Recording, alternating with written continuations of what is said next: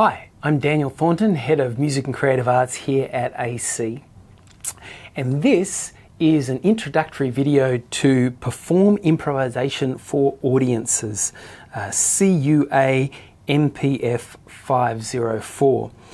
So there's an earlier unit about developing improvisation skills in some of the lower levels, Cert 3 or Cert 4, but this is the diploma level unit, which is about taking some of those skills in improvisation and actually focusing on the improvisation for audiences. So this is improvisation in the public setting. This is where it's most exposed. This is where if you make a mistake, everyone's listening and everyone's watching. And that adds a degree of pressure to improvising that just isn't there when you're just mucking around at home and it's all going great. So there are definitely skills in this space that are unique, but it also builds on a lot of those basic improvisational techniques and knowledge that you would have gained hopefully already, but if not, you can certainly do as you do this unit. It's a very, very practical unit. Really, most of this unit is about you working on those improvisational skills and performing those improvisational skills. And the more you perform in front of an audience, the easier it is to perform in front of an audience. So in one sense, there's no substitute for doing it. So if you can find opportunities to play for your family, to play for friends, to improvise in any kind of public context, then that will definitely help you in this unit. So let's just take a look at some of the performance criteria or the learning outcomes, and then we'll take a look at the assessments. Number one, prepare for ensemble improvisation. So there's also this added element in this that it's not just about you performing improvisation as a soloist, but it is also about performing in a improvisation in the context of a group.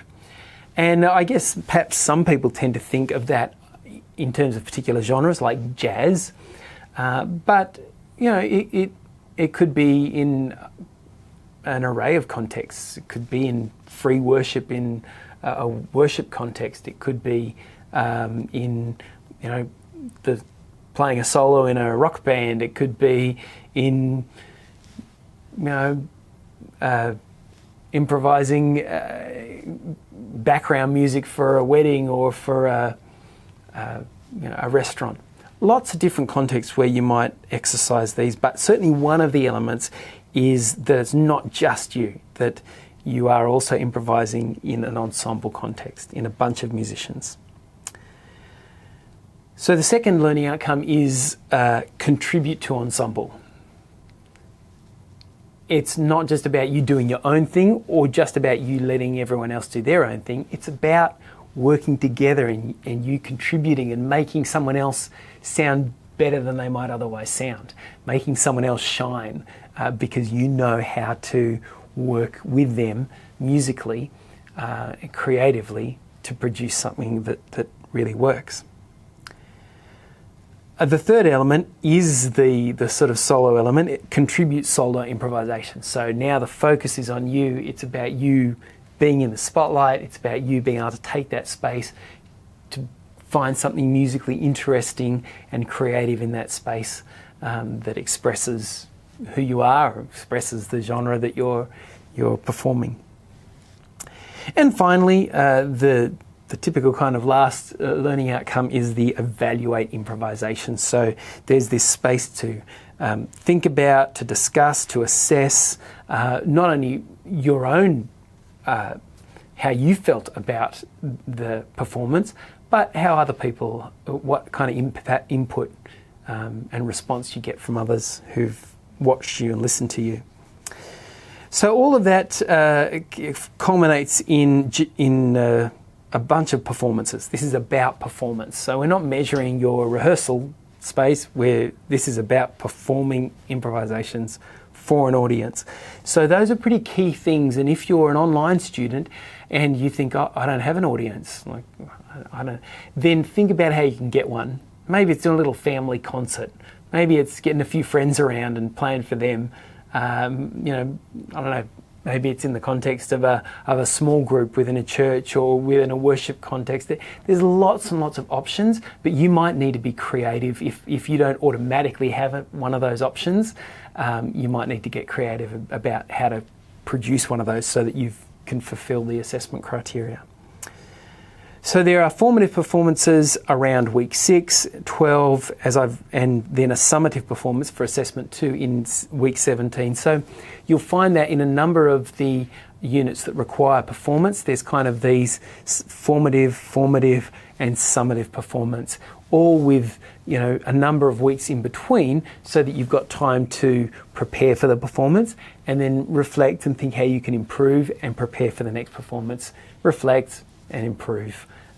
So there will be 2 performances that are formative, and then for assessment 2 there's one performance that's the culminating performance, hopefully where you can demonstrate that there's certain places that you've improved.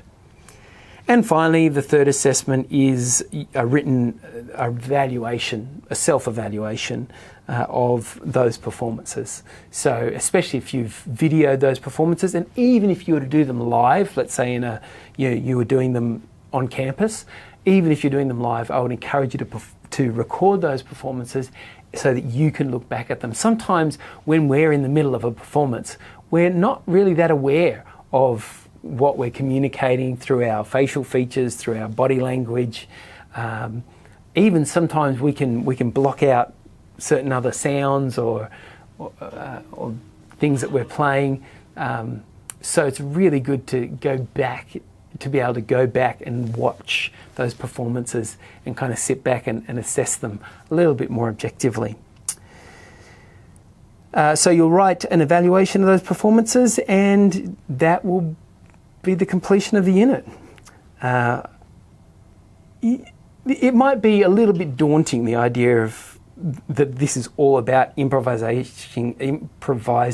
in front of other people, but I certainly encourage you that if that's at all I don't know how this is going to go, just give yourself to the process. Especially if you've got people around you who like you, who love you. If you mess up, if you totally mess up, they're just going to laugh with you. They might even laugh at you, but they still love you. So, perhaps if this is a real struggle, then find people who will be supportive and encouraging, and then build up to those who you think might be quite critical, but will be a challenge to perform something for them. Great.